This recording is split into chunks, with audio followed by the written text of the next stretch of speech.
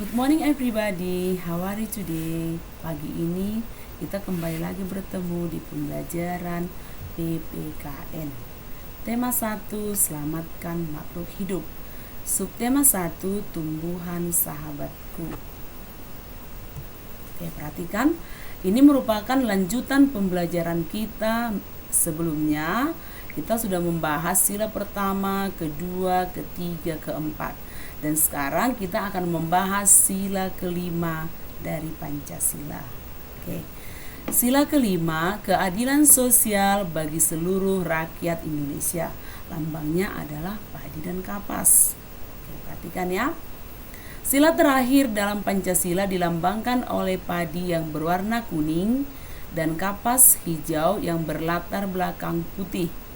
Padi dan kapas merupakan simbol sumber sandang dan pangan yang dibutuhkan oleh bangsa Indonesia. Tujuan dari bangsa Indonesia adalah menciptakan kesejahteraan sosial baik sandang maupun pangan tanpa adanya kesenjangan baik dari segi sosial, ekonomi, budaya maupun politik sehingga keadilan dapat diwujudkan. Jadi maksudnya keadilan harus diwujudkan dalam segala bidang dan secara merata. Itu maksudnya ya. Oke, selanjutnya di sini sila terakhir Pancasila yang berbunyi keadilan sosial bagi seluruh rakyat Indonesia ini memuat nilai-nilai sebagai berikut. Yang pertama, perilaku yang adil harus diterapkan baik di bidang ekonomi, sosial, dan politik. Jadi maksudnya di sini ya, perilaku adil itu harus diterapkan dalam baik bidang ekonomi, jadi maksudnya perekonomian itu harus secara merata. Dalam sosial politik juga maksudnya di sini ya, kita mempunyai hak yang sama dan kita juga berhak mendapatkan perlindungan hukum. Dan selanjutnya juga, kedua, hak dan kewajiban setiap orang harus dihormati. Jadi kita juga harus mendapatkan hak kita, contohnya mendapatkan hak pendidikan, mendapatkan hak pengajaran atau belajar di sekolah, itu maksudnya ya. Tetapi juga kita harus melaksanakan kewajiban kita. Contohnya kewajiban kita membayar pajak kalau di masyarakat umum ya. Kalau contohnya di sekolah, kita harus membayar uang sekolah. Dan kewajiban kita juga student di rumah ya, harus melakukan atau mengerjakan tugas-tugas atau PR yang diberikan oleh guru. Jadi dan kita juga harus menghormati orang lain. Jadi kita juga harus saling mengasihi dan saling menghormati. Oke, yang ketiga, perwujudan keadilan sosial bagi seluruh rakyat Indonesia. Jadi harus berlaku adil bagi seluruh rakyat Indonesia. Tujuan rakyat Indonesia yang adil dan makmur. Jadi kita bertujuan untuk menciptakan kesejahteraan atau mencapai masyarakat yang adil dan makmur. Yang kelima, mendukung kemajuan dan pembangunan negara Indonesia. Jadi kita juga sebagai warga negara yang baik, warga negara Indonesia yang membanggakan tanah air Indonesia, kita harus mendukung pembangunan di negara Indonesia. Jadi kita juga harus mencintai produk Indonesia dan kita juga harus mencintai tanah air kita Indonesia. Selanjutnya, perhatikan ya. Nilai-nilai yang terdapat pada sila kelima di lingkungan keluarga. Jadi kita juga harus menerapkannya di lingkungan keluarga kita. Yang pertama di sini, menolong adik yang sedang memerlukan bantuan. Contohnya, kalau adik kita memerlukan bantuan terhadap kita, kakaknya atau abangnya ya.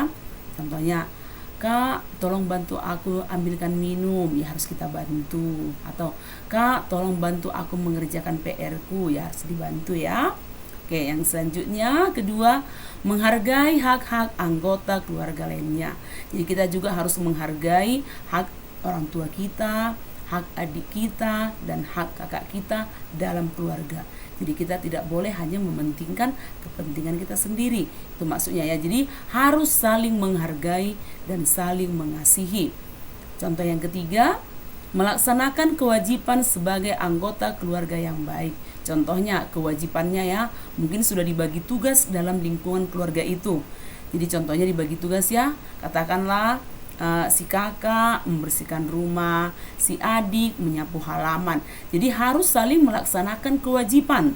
Jadi kewajiban tadi harus dilaksanakan dengan penuh tanggung jawab. Harus benar-benar dilaksanakan dengan baik. Itu maksudnya dengan penuh tanggung jawab. Jadi melaksanakan kewajiban sebagai anggota keluarga yang baik. Jadi setiap kewajiban-kewajiban yang telah diadakan dalam keluarga tersebut harus dilaksanakan dengan penuh tanggung jawab. Oke, next, di lingkungan sekolah. Perhatikan studentnya di lingkungan sekolah supaya saling mengerti. Yang pertama, menghargai hasil karya teman di sekolah. Contohnya, teman kita membuat karya, mungkin karya lukisan atau karya menggambar, katakanlah membuat contoh gambaran di origami, kita harus menghargainya. Jadi jangan kita katakan, oh itu jelek, itu tidak baik. Tidak boleh seperti itu ya. Jadi kita harus menghargai bagaimanapun karya teman kita tadi. Paling kita hanya boleh menyarankan atau memberi saran.